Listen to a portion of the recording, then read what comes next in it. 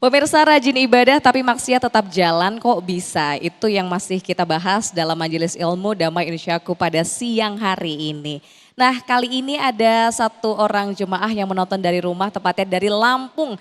Yakni ada Mas Restu yang sudah standby video call ingin bertanya pada guru kita. Assalamualaikum Mas Restu. Mas Restu dari Lampung, silahkan sampaikan apa ini yang ingin ditanyakan. Silakan Mas. Assalamualaikum. Waalaikumsalam warahmatullahi wabarakatuh. Silakan Mas Restu, apa pertanyaannya? Ya, saya mau nanya Pak Ustadz, kalau gimana rajin ibadah tapi lisannya masih ngomongin hatinya orang. Rajin ibadah tapi lisannya masih menyakiti orang ya? Oke. Bagaimana nasihatinnya gitu Mas Restu? Nasihatin Pak. Oke, baik. Akan dijawab oleh Kiai Haji Syarif Matnaji. Silahkan Kiai. Pertanyaannya tadi Mas Restu bertanya kalau rajin ibadah tapi lisannya masih suka menyakiti. Kira-kira kita bisa menasihatinya seperti apa? Ya, pertama memang harus diingatkan kepada esensi dari ibadah itu. Setiap orang yang beribadah, dia paling tidak ada dua motivasi yang membuat dia beribadah. Pertama, dia percaya dengan urusan akhirat. Sehingga mereka beribadah. Itu nggak bisa dipungkiri. Yang kedua, dia tahu bahwa apa yang dia lakukan disaksikan oleh Allah. Dan ini bukan hanya kepada yang berkaitan dengan pertanyaan itu, kepada kita semuanya. Tanggung amat ente. Kalau beribadah karena ingin melakukan ketaatan di hadapan Allah dan kemudian menginginkan keridhoannya, berharap dengan balasan surganya, karena abidun mereka yang beribadah, apapun ibadah dia berharap dengan apa yang Allah janjikan. Karena ada abidun, ada muridun, ada arifun. Sampai pada abidun saja engkau sudah menjadi orang yang harus diingatkan. Janganlah kemudian engkau menjadi orang yang hanya mendapatkan kelelahan. Buat siapa saja yang masih lisannya kelewat pedas dan tidak pernah bosan menyayat hati pendengarnya. Salamatul insan fi hifdzil lisan. Dan bukankah ini juga yang diingatkan oleh Allah dalam Al-Quran? Hati-hati. Faman ya'mal mithqala dzarratin khairan yarah. Wa may ya'mal mithqala dzarratin syarran yarah. Nanti kepada penanya sampaikan, karena ini ayat hampir semua orang hafal. Siapa saja yang berbuat kebaikan walaupun sebesar biji dzarrah, dia akan menyaksikan nanti di yaumil qiyamah. Tetapi siapapun yang melakukan kejahatan dan itu keburukan sebesar biji dzarrah, maka dia akan melihatnya nanti di yaumil qiyamah. Tanya kepada mereka yang lisannya uncontrol, yang mereka lisannya kelewat senang membuat penderitaan sakit hati di hati saudaranya. Apa yang akan kau jawab nanti di yaumil qiyamah? Saat mereka kemudian akan bercerita, ya Rob, dulu waktu di dunia lelaki ini, wanita ini selalu menyakiti saya dengan lisannya. Saya tidak mampu membalasnya ya Allah pada saat di dunia karena dia punya kedudukan di atas saya. Maka hari ini saya minta keadilanmu ya Allah. Bagaimana kalau kemudian itu terjadi pada diri kita dan siapapun dalam bentuk apapun, bahwa bila engkau beribadah, kau adalah orang yang percaya dengan hari akhirat, kau adalah orang yang takut kepada Allah, maka bila engkau melakukan kesalahan, kau sesungguhnya sedang melakukan satu masalah besar yang akan terjadi pada dirimu. Kendati pun ada pintu taubat yang tidak pernah tertutup, malam yughargir. Walaisatit taubatu lilladzina ya'maluna sayyi'at hatta idza hadara ahadahumul mautu qala inni tubtul an. Tidaklah pertaubatan itu terjadi kepada orang yang ketika sudah datang kematiannya baru dia berkata, aku bertaubat sekarang. Jangan nungguin itu. Apalagi tadi disampaikan oleh Kiai Fatih, hati-hati kalau dengan hak Adam. Ente kudu sowan, ente kudu minta maaf. Berapa kali kau harus datang kepadanya?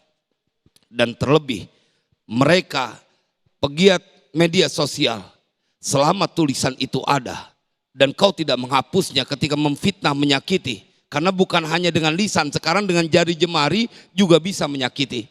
Maka bila ditanya tipsnya bagaimana cara menasihati, ingetin tidak ada amalan yang tidak tercatat.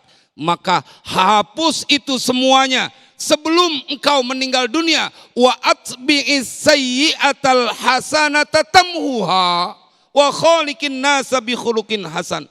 Ikutin perbuatan yang udah terlanjur jelek dengan kebaikan-kebaikan. Ente kemarin nyakitin siapa dengan lisan ente, datengin bagi duit 1 juta, insya Allah ente dimaafin. Tidak ada amalan yang tidak tercatat, begitu ya Kiai.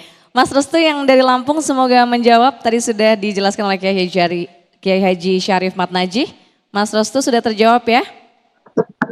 Ya, makasih Pak Ustadz. Alhamdulillah, terima kasih sudah bergabung di Damai Indonesiaku. Semoga Mas Restu sehat-sehat selalu. Assalamualaikum. Oke, baik. Lanjut lagi nih, ada satu lagi jemaah yang ingin bertanya, nanti akan dijawab oleh Ustadz Fatih Rishad.